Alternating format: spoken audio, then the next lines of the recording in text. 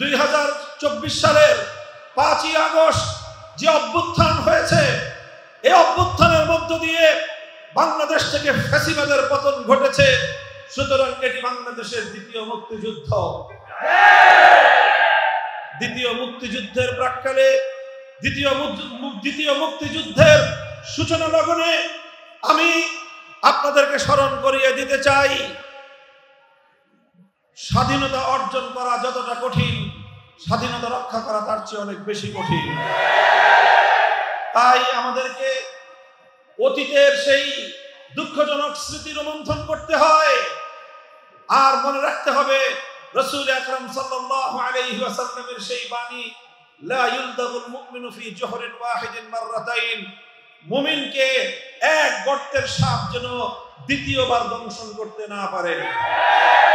1971 সালে আমরা যেই স্বাধীনতা অর্জন করেছিলাম, যেই স্বাধীনতার সূচনা হয়েছিল ইনশাআল্লাহর মাধ্যমে, যেই স্বাধীনতার কমিটমেন্ট ছিল, বিজয় অর্জন করতে পারলে এই জমিনে কোরআন সুন্নাহ বিরোধী কোনো আইন তৈরি করা হবে না, এই অঙ্গীকারের মধ্য দিয়ে যেই সংগ্রাম হয়েছিল, সেই সংগ্রামে যখন মুক্তিযুদ্ধের মাধ্যমে দেশটা স্বাধীন হলো, 1971-এর 16ই ডিসেম্বরের বিজয় দিবস উদযাপনের পর কয়েক মাসের মধ্যেই বাঙালির রক্তের বিনিময়ে অর্জিত সেই স্বাধীনতাকে ছিনতাই করা হয়েছে। সেই স্বাধীনতাকে বন্ধুরূপী একটি শত্রু রাষ্ট্র তাদের এজেন্ডা, তাদের দেশের সংবিধানকে একটি প্রেসক্রিপশনের মাধ্যমে 72-এর সংবিধান হিসেবে বাংলাদেশের মানুষের উপর চাপিয়ে দেওয়ার ষড়যন্ত্র হয়েছে। 72-এর সংবিধান, 72-এর চেতনার নাম দিয়ে বাংলাদেশে 71-এর মুক্তিযুদ্ধের চেতনাকে ছিনতাই করা হয়েছে। স্পষ্ট ভাষায় বলতে চাই, সেই অপশক্তি, দেশ বিরোধী সেই শক্তি, প্রকৃত স্বাধীনতা বিরোধী সেই শক্তি আবারও বাংলাদেশে 2024-এর এই ঐতিহাসিক বিজয়কে ছিনতাই করতে পারে। কাজে আমাদেরকে সোচ্চার থাকতে হবে, সজাগ থাকতে হবে এই বিপ্লবকে মহিমান্বিত করার জন্য। যারা এই বিপ্লবের অর্জনকে ছিনতাই করার চেষ্টা করবে, তাদের বিরুদ্ধে গোটা বাংলাদেশের প্রতিরোধ করে তুলতে হবে।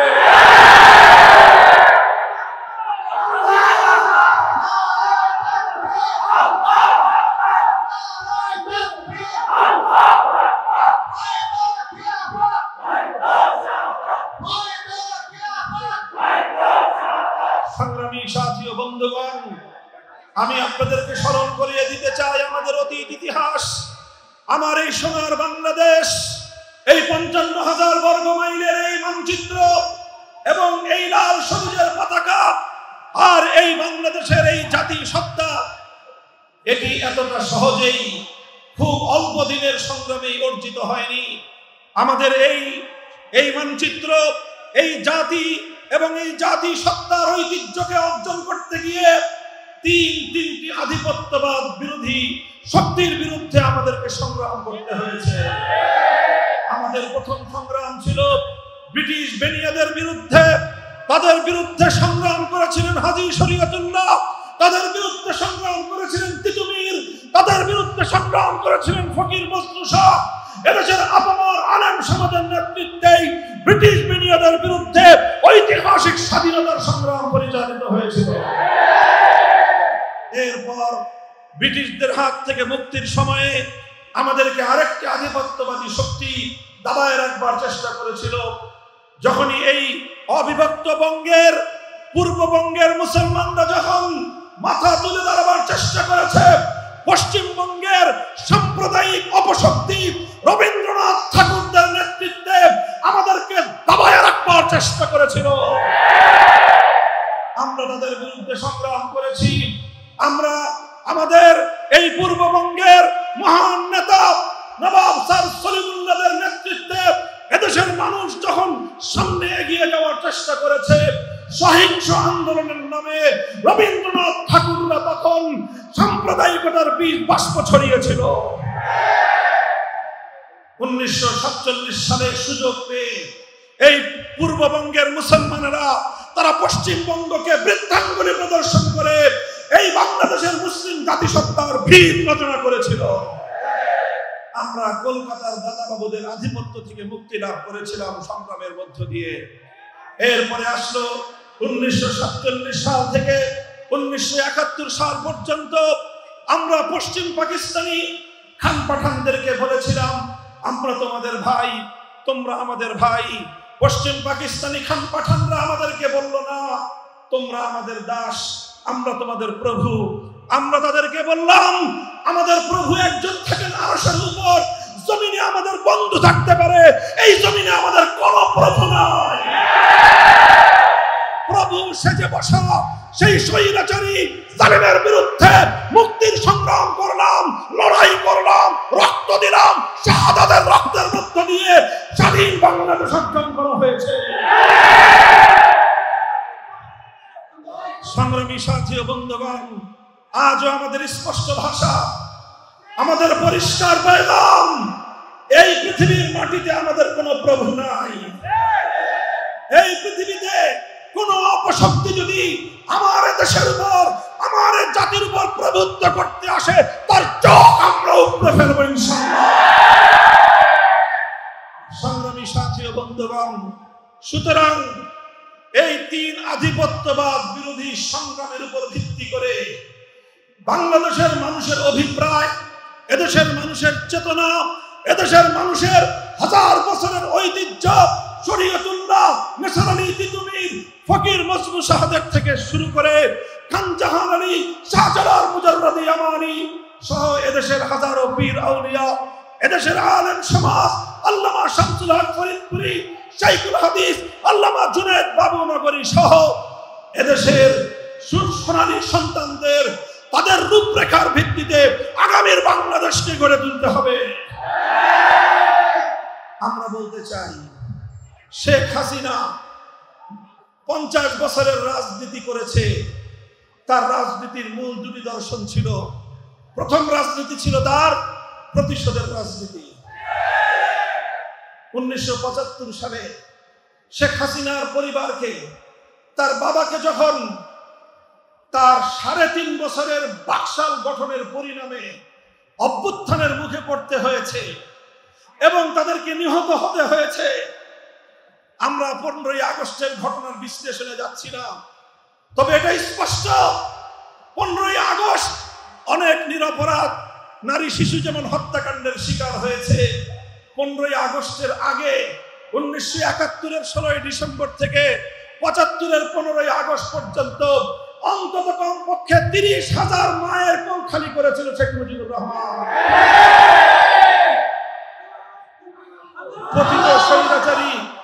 পতিত স্বৈরাচারী শেখ হাসিনা, তোমার বাবার রক্তের যেমন দাম আছে, তেমনি ভাবে 30,000 এদেশের যুবকের বাবার রক্তেরও দাম ছিল। তোমার ভাইয়ের যেমন রক্তের দাম আছে, সিরাজ সিকদার সহ বাংলাদেশের শেখ মুজিবের হত্যাকাণ্ডের শিকার 30,000 যুবক প্রাণের মূল্য ছিল। তুমি শুধু তোমার বাবার মৃত্যুদণ্ডের কথা বলো, তোমার বাবার হাতে নিহত 30,000 অভাগার কথা কোনোদিন তোমার মুখে উচ্চারিত হয় না।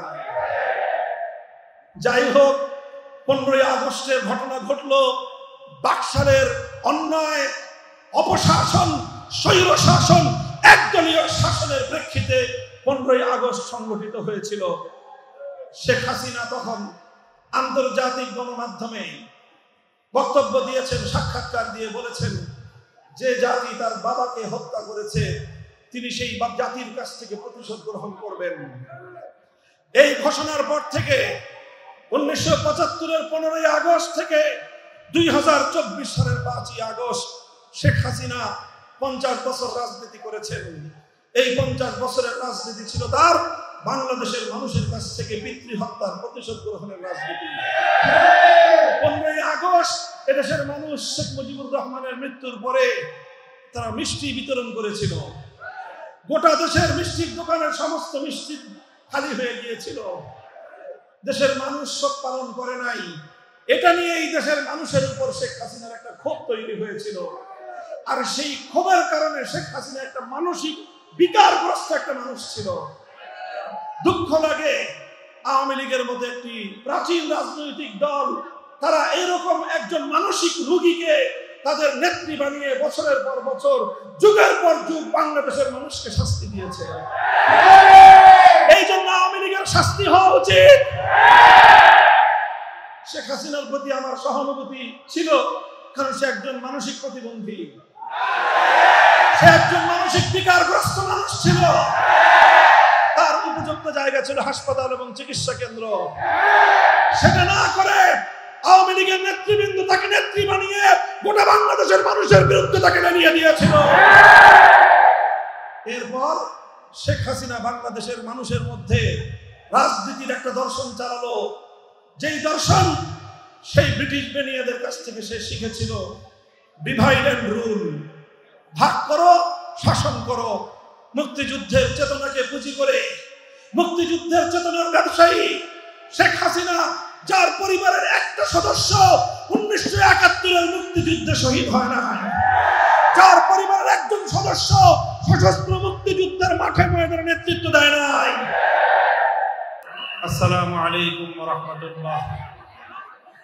আলহামদুলিল্লাহি রাব্বিল আলামিন, ওয়াসসালাতু ওয়াসসালামু আলা আশরাফিল আমবিয়াই ওয়াল মুরসালিন ওয়া আলা আলিহি ওয়া আসহাবিহি ওয়া মান তাবি'আহুম ওয়া দা'a বিদা'ওয়াতিহিম ইলা ইয়াউমিদ্দিন। আম্মা বা'দ।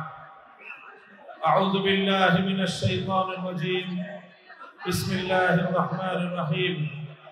ولا تحسبن الله غافلا عما يعمل الظالمون صدق الله العظيم।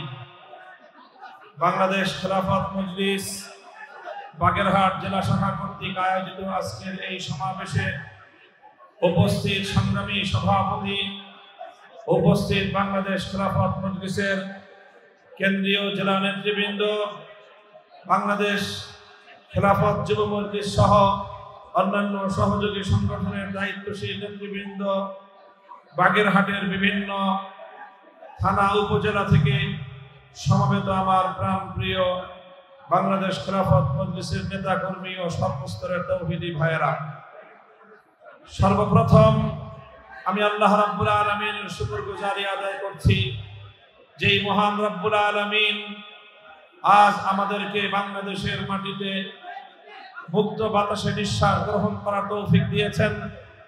এদেশের মানুষের উপর জগদ্দল পাথরের মতো চেপে বসা জুলুম শোষণের মূর্ত প্রতীক জালিম শাহী স্বৈরাচারী শেখ হাসিনাকে অপসারণ করে দিয়ে বাংলাদেশকে আল্লাহ পাক ফ্যাসিবাদ মুক্ত করেছেন। এজন্য আবার আল্লাহর দরবারে কালেমাতুশ শুকরের হাদিয়া পেশ করছি। আল্লাহুম্মা লাকাল হামদু ওয়া লাকাশ শুকর। আমি এই বাংলাদেশ তৈরির জন্য প্রেক্ষাপট যারা গড়ে তুলেছেন, যাদের আত্মত্যাগ, যাদের রক্ত এবং শাহাদাতের মধ্য দিয়ে আজকের নতুন বাংলাদেশ বিনির্মিত হয়েছে, সেই সকল শহীদানদেরকে শ্রদ্ধা ভরে স্মরণ করছি এবং তাদের জন্য আল্লাহর দরবারে মাগফিরাত কামনা করছি। 2009 সালের বিডিআর বিদ্রোহের নামে নিহত 57 জন দেশপ্রেমিক সেনা কর্মকর্তা, 2013 সালের শাপলা চত্বরের গভীর রাত্রিতে আল্লাহর নবীর প্রেমিক হেফাজতে ইসলাম বাংলাদেশের বহু শত নেতা কর্মীকে হত্যা করা হয়েছে। তাদেরকে 2013 সালে আল্লামা সাঈদী রাহিমাহুল্লাহর বিরুদ্ধে ঘোষিত মিথ্যা মামলার রায়কে কেন্দ্র করে প্রতিবাদে নেমে পড়া কোরআন প্রেমিক শত তৌহিদি জনতাকে, যাদেরকে শাহাদাত বরণ, যাদেরকে শহীদ করা হয়েছে, স্মরণ করছি। খুনি হাসিনার, ফ্যাসিবাদী শেখ হাসিনার দীর্ঘ 15 বছরে গুম, খুন আর হত্যার শিকার হওয়া ওই সমস্ত মানুষদেরকে, যাদের মায়েরা আজও চোখের পানি ফেলে রাতের পর রাত বিনিদ্র রজনী দিন যাপন করছে আর অপেক্ষার প্রহর গুনছে কখন তার বুকের হারানো ধন আবার সেই মায়ের কোলে ফিরে আসবে। আমি স্মরণ করছি 2021 সালে বাংলাদেশের স্বাধীনতার সুবর্ণ জয়ন্তীকালে ভারতের গুজরাটের কসাই মুসলমানদের রক্তে রঞ্জিত যার হাত, সেই খুনি নরেন্দ্র মোদীকে বাংলাদেশে আনার প্রতিবাদে হেফাজতে ইসলামের নেতৃত্বে গড়ে ওঠা দেশপ্রেমিক আন্দোলনে গুলি করে যাদেরকে হত্যা করেছিল স্বৈরাচারী শেখ হাসিনা সরকার।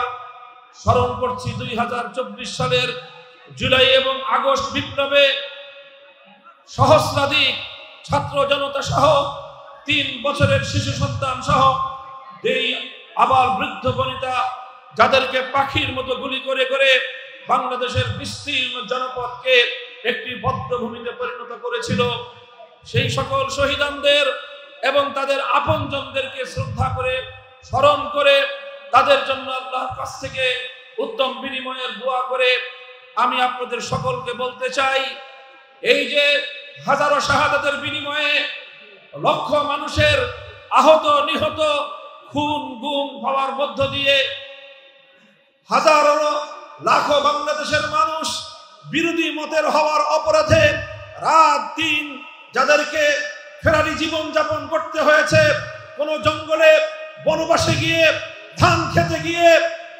নৌকার মাঝে কোন জঙ্গলে গিয়ে শেখ হাসিনার ভয়ে যাদেরকে বিতাড়িত জীবন যাপন করতে হয়েছিল, এই সব মানুষগুলোকে শ্রদ্ধা করে এবং সেই অতীতের কঠিন সময়গুলোকে স্মরণ করে আজকের এই পরিস্থিতি উত্তরণে যারা সাহসী ভূমিকা পালন করেছে তাদের সকলকে সশ্রদ্ধ সালাম জানাচ্ছি। সংগ্রামী সাথী ও বন্ধুগণ, বিজয়ের এই লগনে আমি আবারও আপনাদেরকে স্মরণ করিয়ে দিতে চাই 2024 সালের 5ই আগস্টকে এদেশের বিপ্লবী জনতা নাম দিয়েছে দ্বিতীয় স্বাধীনতা। 2024 সালের 5ই আগস্ট যে অভ্যুত্থান হয়েছে, এই অভ্যুত্থানের মধ্য দিয়ে বাংলাদেশ থেকে ফ্যাসিবাদের পতন ঘটেছে, সুতরাং এটি বাংলাদেশের দ্বিতীয় মুক্তিযুদ্ধ। দ্বিতীয় মুক্তিযুদ্ধের প্রাক্কালে দ্বিতীয় মুক্তিযুদ্ধের সূচনা লগনে আমি আপনাদেরকে স্মরণ করিয়ে দিতে চাই, স্বাধীনতা অর্জন করা যতটা কঠিন, স্বাধীনতা রক্ষা করা তার চেয়ে অনেক বেশি কঠিন। তাই আমাদেরকে অতীতের সেই দুঃখজনক স্মৃতি রোমন্থন করতে হয়, আর মনে রাখতে হবে রাসূল আকরাম সাল্লাল্লাহু আলাইহি ওয়াসাল্লামের সেই বাণী, লা ইউলদাগুল মুমিনু ফি জুহরিন ওয়াহিদিন মাররাতাইন, মুমিনকে এক গর্তের সাপ যেন দ্বিতীয়বার দংশন করতে না পারে। 1971 সালে আমরা যেই স্বাধীনতা অর্জন করেছিলাম, যেই স্বাধীনতার সূচনা হয়েছিল ইনশাআল্লাহর মাধ্যমে, যেই স্বাধীনতার কমিটমেন্ট ছিল বিজয় অর্জন করতে পারলে এই জমিনে কোরআন সুন্নাহ বিরোধী কোনো আইন তৈরি করা হবে না, এই অঙ্গীকারের মধ্য দিয়ে যেই সংগ্রাম হয়েছিল, সেই সংগ্রামে যখন মুক্তিযুদ্ধের মাধ্যমে দেশটা স্বাধীন হলো, 1971-এর 16ই ডিসেম্বরের বিজয় দিবস উদযাপনের পর কয়েক মাসের মধ্যেই বাঙালির রক্তের বিনিময়ে অর্জিত সেই স্বাধীনতাকে ছিনতাই করা হয়েছে। সেই স্বাধীনতাকে বন্ধুরূপী একটি শত্রু রাষ্ট্র তাদের এজেন্ডা, তাদের দেশের সংবিধানকে একটি প্রেসক্রিপশনের মাধ্যমে 72-এর সংবিধান হিসেবে বাংলাদেশের মানুষের উপর চাপিয়ে দেওয়ার ষড়যন্ত্র হয়েছে। 72-এর সংবিধান, 72-এর চেতনার নাম দিয়ে বাংলাদেশে 71-এর মুক্তিযুদ্ধের চেতনাকে ছিনতাই করা হয়েছে। স্পষ্ট ভাষায় বলতে চাই, সেই অপশক্তি, দেশ বিরোধী সেই শক্তি, প্রকৃত স্বাধীনতা বিরোধী সেই শক্তি আবারও বাংলাদেশে 2024-এর এই ঐতিহাসিক বিজয়কে ছিনতাই করতে পারে। কাজে আমাদেরকে সোচ্চার থাকতে হবে, সজাগ থাকতে হবে এই বিপ্লবকে মহিমান্বিত করার জন্য। যারা এই বিপ্লবের অর্জনকে ছিনতাই করার চেষ্টা করবে তাদের বিরুদ্ধে গোটা বাংলাদেশের প্রতিরোধ গড়ে তুলতে হবে।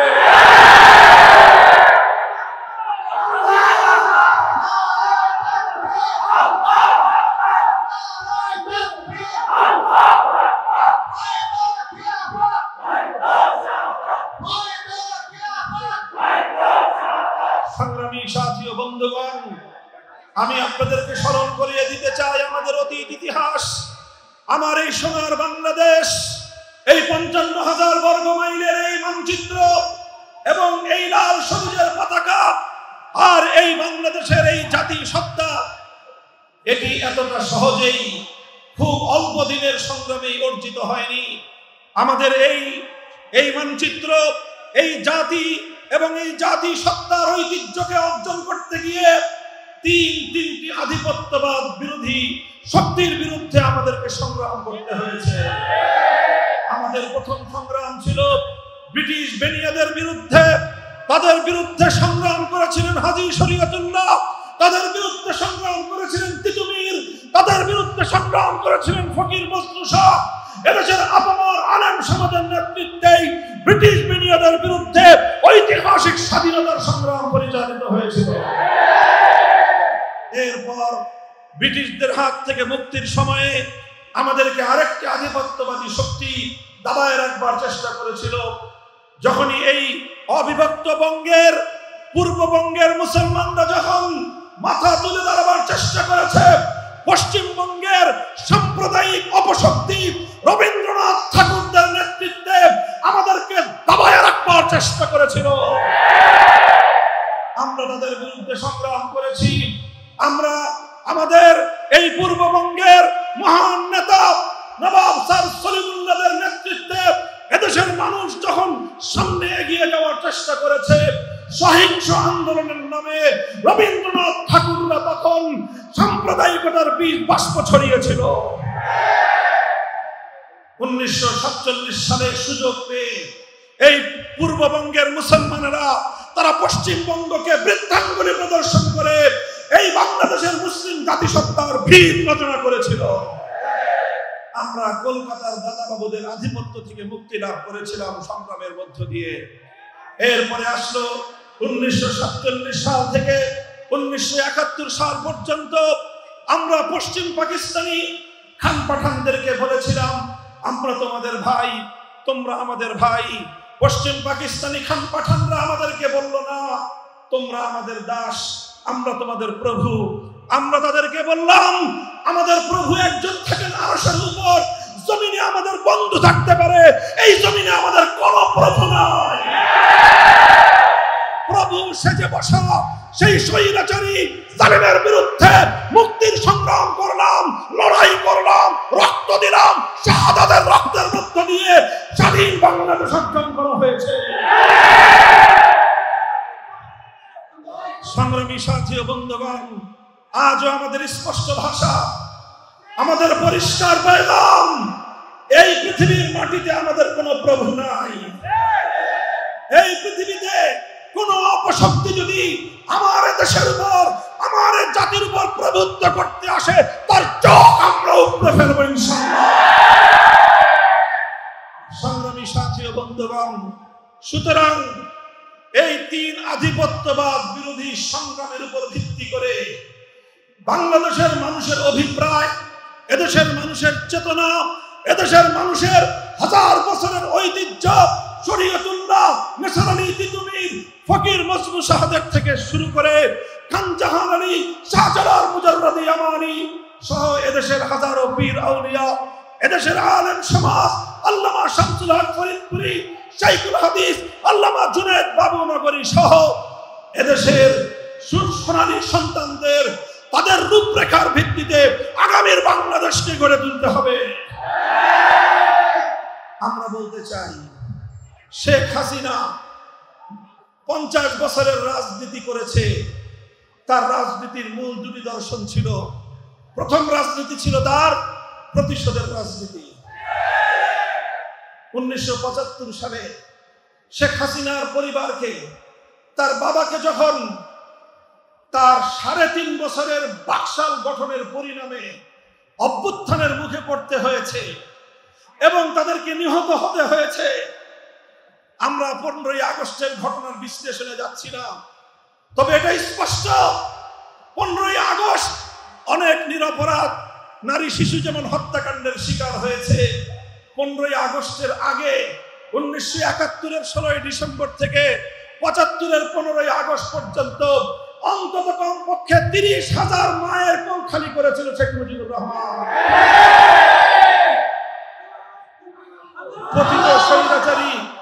পতিত স্বৈরাচারী শেখ হাসিনা, তোমার বাবার রক্তের যেমন দাম আছে, তেমনি ভাবে 30,000 এদেশের যুবকের বাবার রক্তের দাম ছিল।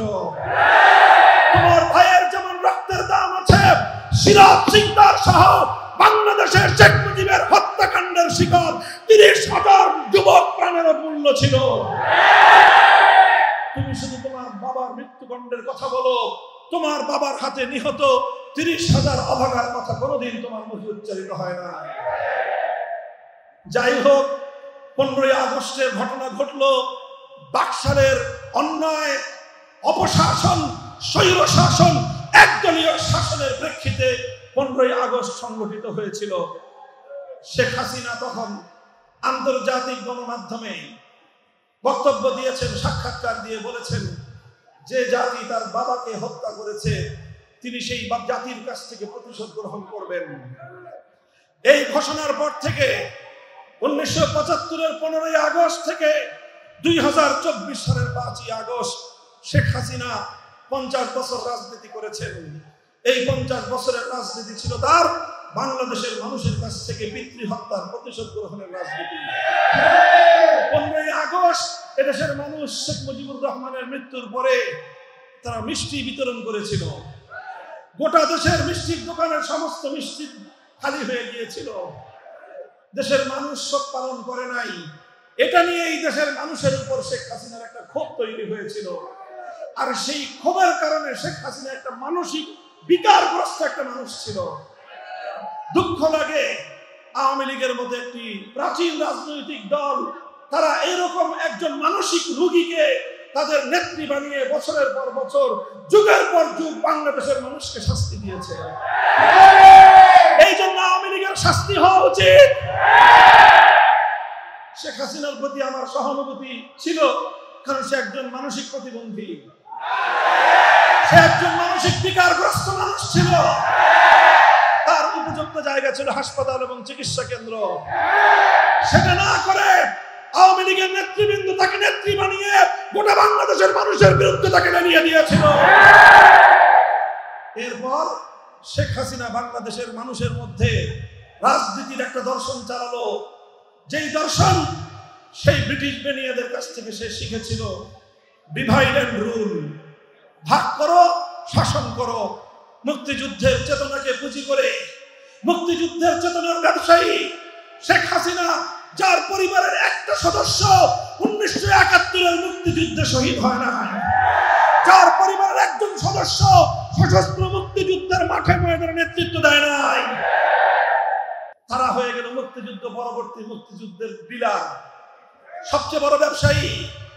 তিনি মুক্তিযুদ্ধের চেতনাকে কেন্দ্র করে জাতিকে দুইটা ভাগে ভাগ করলেন এবং এক ভাগকে আরেক ভাগের বিরুদ্ধে রেলিয়ে দিয়ে বাংলাদেশটাকে দুর্বল করে এটাকে ভারতের অঙ্গরাজ্যে পরিণত করবার পায়তারা চালালেন। লক্ষ লক্ষ কোটি টাকা বাংলাদেশ থেকে পাচার করলেন। আমার প্রশ্ন হয়, এত টাকার দরকারটা কি? একজন বিধবা মানুষ, তার ছেলে মেয়েরাও মোটামুটি টাকা পয়সা কামিয়েছে, এক বিধবা নারীর এত টাকা লাগে কেন? আসলে তার টাকার প্রয়োজন ছিল না, তার প্রয়োজন ছিল বাংলাদেশের কাছ থেকে প্রতিশোধ গ্রহণ করা। উন্নয়নের নামে মেগা প্রকল্প করে মেগা দুর্নীতির মাধ্যমে বাংলাদেশের অর্থনীতির ভিতকে ধসিয়ে দিয়েছে শেখ হাসিনা। বাংলাদেশকে তলাবিহীন ঝুড়িতে পরিণত করেছে। কেন করেছে? যেন বাংলাদেশ বিশ্ব দরবারে মাথা তুলে দাঁড়াতে না পারে, যেন বাংলাদেশ ভারতের চোখে চোখ তুলে তাকিয়ে কথা বলতে না পারে। এভাবে শেখ হাসিনা বাংলাদেশকে ভাগ করে, বিভক্ত করে, বাংলাদেশে প্রতিশোধের রাজনীতি করে বাংলাদেশের মানুষকে, বাংলাদেশের অর্থনীতিকে, বাংলাদেশের শিক্ষা ব্যবস্থাকে, বাংলাদেশের রাজনীতিকে করতলগত করবার পায়তারা চালিয়েছে। এরপরে আসলো 2024 সালের জুলাই এবং আগস্ট মাসের সেই শুভ সময়। এদেশের ছাত্র জনতা জেগে উঠলো, শেখ হাসিনার বিরুদ্ধে তারা লড়াই করলো। এ লড়াই ছিল মুক্তির লড়াই, এ লড়াই ছিল স্বাধীনতার লড়াই, এ লড়াই ছিল ফ্যাসিবাদ বিরোধী লড়াই, এ লড়াই ছিল স্বৈরতন্ত্রের বিরুদ্ধে লড়াই, এই লড়াই ছিল নমরুদের বিরুদ্ধে লড়াই, এই লড়াই ছিল ফেরাউনের বিরুদ্ধে লড়াই, এই লড়াই ছিল বৈষম্যবাদের বিরুদ্ধে লড়াই।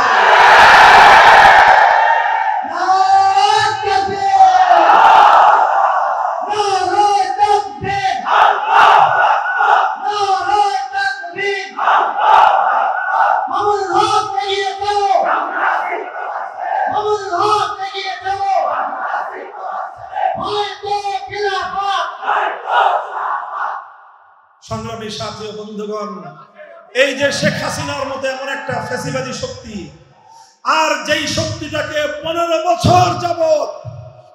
বছর যাবত বাংলাদেশের সমস্ত মানুষের মতামতকে উপেক্ষা করে, বাংলাদেশের মানুষের সেন্টিমেন্টকে সম্পূর্ণ উপেক্ষা করে, বাংলাদেশের মানুষের ভোটের অধিকার ছিনতাই করে এমন একটা মানসিক বৈকল্যের শিকার একটা সাইকোপ্যাথিস্টকে বাংলাদেশের ক্ষমতার মসনদে জোর করে বসিয়ে রেখেছিল বাংলাদেশের সীমান্তের অপর প্রান্তের একটি শক্তি।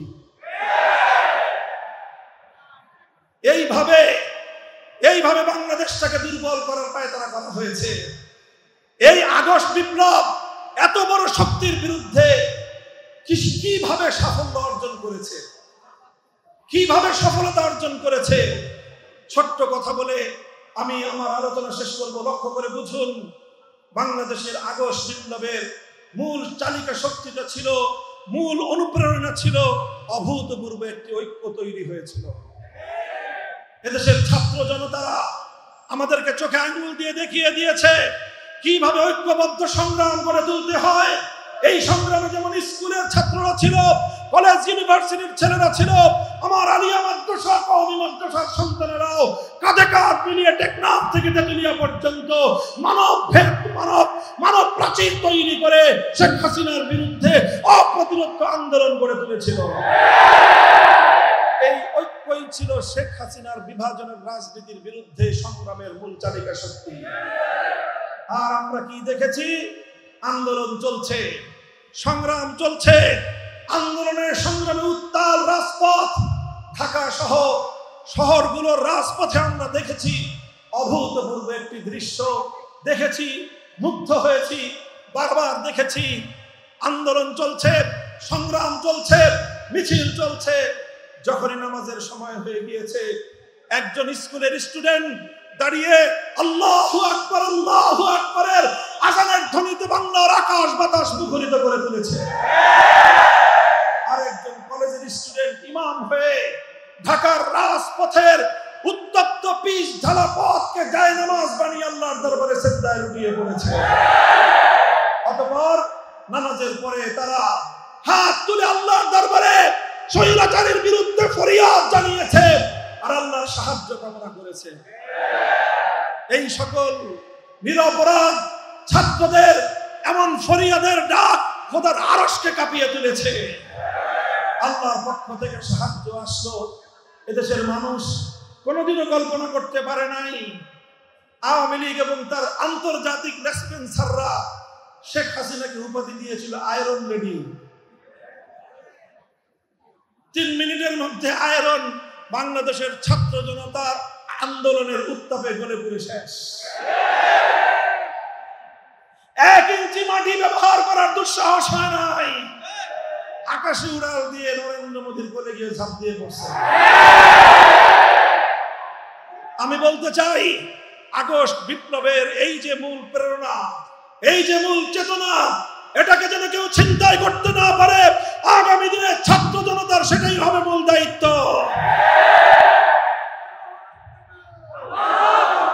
আরেকটা কথা বলি আমি, আরেকটা কথা, শেখ হাসিনার রাজনীতির, আওয়ামী লীগের রাজনীতির আরেকটা বৈশিষ্ট্য ছিল, সেটা হলো রাতের অন্ধকারে সংখ্যালঘুদেরকে কালনাগিনী হয়ে ছবল মেরে দিনের আলোতে ওঝা হয়ে ছাড়তে আসা। প্রতিটি সংখ্যালঘু নির্যাতনের ঘটনার পেছনে আওয়ামী লীগার, যুবলীগার, ছাত্রলীগার, হেলমেট লীগার আর হাতুড়ি লীগারদের সম্পৃক্ততা ছিল। আজকে বাংলাদেশে আওয়ামী লীগ নাই। হারিকেন দিয়ে খুঁজিয়ে কোনো ছাত্রলীগ, যুবলীগের ক্যাডারের খোঁজা পাওয়া যায় না। এই কারণেই 5ই আগস্ট থেকে বাংলাদেশে কোনো সংখ্যালঘুর উপর কোনো নির্যাতন নাই। দুর্গা পূজা করবেন আপনারা, নির্বিঘ্নে করুন। হিন্দু ধর্মাবলম্বী ভাইরা, আমরা আলেম সমাজকে দায়িত্ব দিতে চাই, হেফাজতে ইসলামের নেতা কর্মীদেরকে দায়িত্ব দিতে চাই, খেলাফত মজলিসের নেতা কর্মীরা, আপনারা সাম্প্রদায়িক সম্প্রীতি বাস্তবায়ন রক্ষা করবার জন্য আপনারা বাংলাদেশের মধ্যে পাহারাদারির ভূমিকা পালন করবেন। এদেশে ধর্ম বর্ণ নির্বিশেষে সকলের জন্য নিরাপদের আবাসন গড়ে তুলতে চাই। ছাত্র জনতাকে বলবো, খবরদার আগস্ট বিপ্লবের মূল চেতনা থেকে কেউ যেন তোমাদেরকে কেউ যেন বিচ্যুত করতে না পারে, সে ব্যাপারে তোমরা সোচ্চার থাকবে। আগস্ট বিপ্লবের চেতনা ছিল সব ধর্মাবলম্বীরা যার যার ধর্মীয় অধিকার পাবে, কিন্তু হাজার বছরের বাংলাদেশের এই জনপদের মুসলিম জাতিসত্তার পরিচয় নিয়ে কাউকে ছিনিমিনি খেলতে দেওয়া হবে না। মূর্তি বানাবেন, হিন্দু ভাইরা যদি মূর্তি বানান, আপনাদের মন্দিরে যত ইচ্ছা মূর্তি বানান, ভাঙ্গা তো দূরের কথা, নিরাপত্তাহীনতা দেখা দিলে আমরা পাহারা দিব। হিন্দু ধর্মাবলম্বীদের কোন মন্দিরের কোন মূর্তিকে যেন কেউ স্পর্শ করতে না পারে। কেউ যদি হিন্দু ধর্মাবলম্বীদের বৈধভাবে নির্মিত কোন মন্দিরের কোন একটি মূর্তির গায়ে হাত তুলে সে হাত আমরা ভেঙে গুড়িয়ে দেব। কিন্তু খান জাহানের বাংলায় জাতীয় স্থাপনায় জনগণের ট্যাক্সের টাকা দিয়ে কেউ বাবার মূর্তি বানাবেন, কেউ স্বামীর মূর্তি বানাবেন, কেউ ছেলের মূর্তি বানাবেন, কেউ প্রেমিকের মূর্তি বানাবেন, তাওহীদ জনতার বাংলাদেশ বরদাস্ত করবে না। সংগ্রামী সাথী ও বন্ধুগণ, এভাবেই আমরা একটি বৈষম্য মুক্ত ইনসাফপূর্ণ বাংলাদেশ গড়ে তুলব, যে বাংলাদেশে নিরাপদে থাকবে মুসলমান, যে বাংলাদেশে নিরাপদে থাকবে হিন্দু ধর্মাবলম্বী, যে বাংলাদেশে নিরাপদে ধর্ম পালন করবে বৌদ্ধরা, যে বাংলাদেশে নিরাপদে ধর্ম পালন করবে খ্রিস্টান সহ সকল ধর্মাবলম্বীরা। এইভাবে যদি আমরা বাংলাদেশ গড়তে চাই, আর যদি ইনসাফপূর্ণ ন্যায় নীতির আলোকে একটি সমাজ গড়তে চাই, চূড়ান্ত পয়গাম হলো মানব রচিত কোন তন্ত্র মন্ত্র দিয়ে পূর্ণাঙ্গ ইনসাফ কায়েম করা সম্ভব নয়। এজন্য চূড়ান্ত সমাধান, একমাত্র সলিউশন খোদার জমিনে আল্লাহর দেওয়া প্রতিনিধিত্ব খেলাফতের রাজনীতি বাস্তবায়ন করতে হবে। আপনারা বাগেরহাট জেলার মানুষ বিভিন্ন প্রান্তিক অঞ্চল থেকে এসেছেন। প্রতিটি ইউনিয়ন ওয়ার্ডকে বাংলাদেশ খেলাফত মজলিসের দুর্গ হিসেবে গড়ে তুলুন। যুব প্রজন্ম যুব মজলিসের পতাকা তলে শামিল হও। তোমরা এই নতুন বাংলাদেশ গড়বার কারিগর। ছাত্র জনতা আমাদের ছাত্র মজলিসের পতাকা তলে ঐক্যবদ্ধ হও। ইনশাআল্লাহ আমরা একটি সোনার বাংলাদেশ গড়ে তুলব। ফ্যাসিবাদ বিরোধী আওয়ামী দুঃশাসনের নির্যাতনের শিকার সকল দলগুলোকে আমি লক্ষ্য করে বলবো, বিএনপি, জামাতে ইসলামী, ইসলামী আন্দোলন বাংলাদেশ, হেফাজতে ইসলামের সঙ্গে সংশ্লিষ্ট সবগুলো ইসলামী সংগঠন, এলডিপি, এনডিপি, যত রাজনৈতিক দল আছেন, এত দ্রুত নিজেদের মধ্যে মারামারি কাদা ছড়াছড়ি শুরু করেন না। এখনো আমাদের সংগ্রামকে পূর্ণাঙ্গতা দেওয়ার জন্য আরো অনেক পথ চলতে হবে।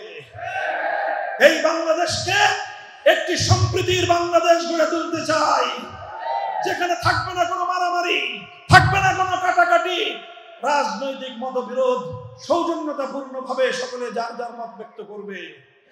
আর সকলের সৌজন্যপূর্ণ মতামত ব্যক্ত করার পর দেশ এবং জাতির জন্য কল্যাণকর সিদ্ধান্ত গৃহীত হবে। এভাবে ইনশাআল্লাহ আগামীর বাংলাদেশ আমরা গড়ে তুলব। প্রস্তুত আছেন তো ইনশাআল্লাহ? এভাবে বাংলার টেকনাফ থেকে তেতুলিয়ায় নতুন প্রজন্ম, আলেম প্রজন্ম, ছাত্র প্রজন্ম, মেহনতি প্রজন্ম সকলেই আমরা হাতে হাত রেখে একটি আন্দোলন সংগ্রাম হবে। সে আন্দোলন সংগ্রাম হবে আল্লাহর জমিনে আল্লাহর দ্বীনকে বিজয়ী করবার।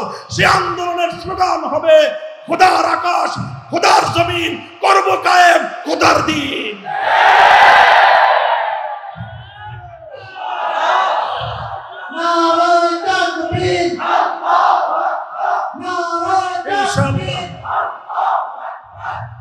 মুক্তির রাজপথ ইসলামী খেলাফত, মুক্তির রাজপথ। এই রাজপথে আপনারা আমাদের ইনশাআল্লাহ সহযাত্রী হবেন তো? আল্লাহ পাক রব্বুল আলামিন আমাদের সকলকে কবুল করুন। আপনাদের সকলের প্রতি আবারও শুকরিয়া জ্ঞাপন করে সকল শহীদদের রূহের মাগফিরাত কামনা করে আগামীর সংগ্রামে রাজপথের উত্তাল পথে দেখা হবে, সেই কথা হবে স্লোগানে স্লোগানে। সেদিনের সংগ্রামী সালাম জানিয়ে বিদায় নিচ্ছি আপনাদের কাছ থেকে। দোয়া করবেন আমার জন্য, আমাদের সকলের জন্য। ওয়া আখিরু দাওয়ানা আলহামদুলিল্লাহ।